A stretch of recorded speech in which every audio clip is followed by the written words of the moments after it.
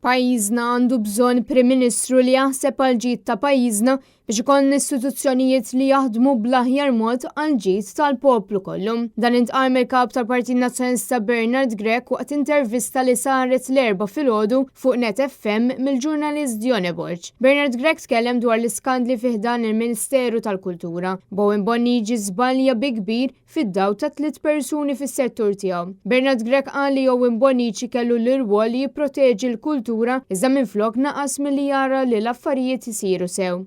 Il-verità li Bowen Bonnici jaf li affiġa, jaf li żbalja, jaf li naqas bi kbir, jaf ukoll li mhux tal-li ma għamel xejn meta kellu jagħmel biex jipproteġi vittma ta' abbuż sesswali.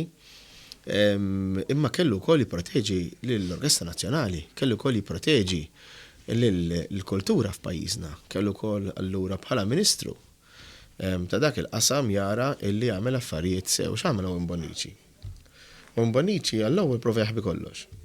Malli mbagħad ħarġet fil-medja prova jikkontrolla l-aħbar u issa qed jipprova jitfaħħa fuq ħadd ieħor. Bernard Grech semma il-fatt li Roberta Bela ma ċandu l-awtorità li jdur lejn il-ministri tiegħu stess dwar nuqqasijiet li għamlu. Dan qed iwassal għal problema fil-governanza ta' pajjiżna, gvern li fallna f'waħda mill-ikbar wedit li għamel. Il-kap tal-Partit Nazzjonalista tkellem ukoll dwar il-fatt li l-karigi tal-Ombudsman u l-Kummissarju tal-Standards li għadhom vakanti, Roberta Bela qed jibqa' jaħrab milli jiddiskuti min għandu jieħu dawn l-irwoli. Għaddew xahar u ġimgħa.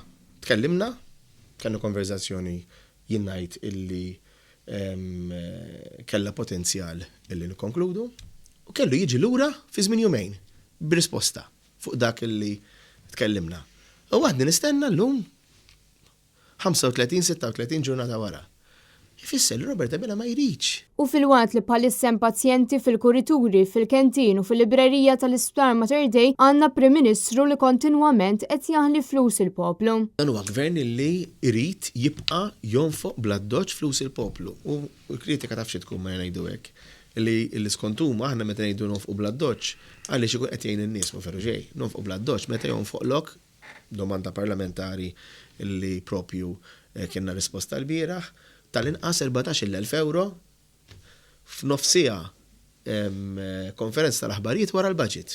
Meta dal-budget tant kien tajjeb li Alla jbierek il-jum fuq 14,000 biex jikkonvinċik li hu tajjeb. Bernard Grech qal li Partit Nazzjonalista fil-Gvern se jkun qed jinvesti għal iktar ġid flok jixxaħħaħ mal-poplu u żied jgħid li hemm bżonn istituzzjonijiet li verament jaħdmu. Verament l-istituzzjonijiet jaħdmu u jaħdmu mill-ewwel imma li l-Ministru konċernat għandu jagħmel xogħlu u dmiru u mhux jipprova jaħbi jew jikkontrolla l-istorja. Kristin Mamo għal Net News.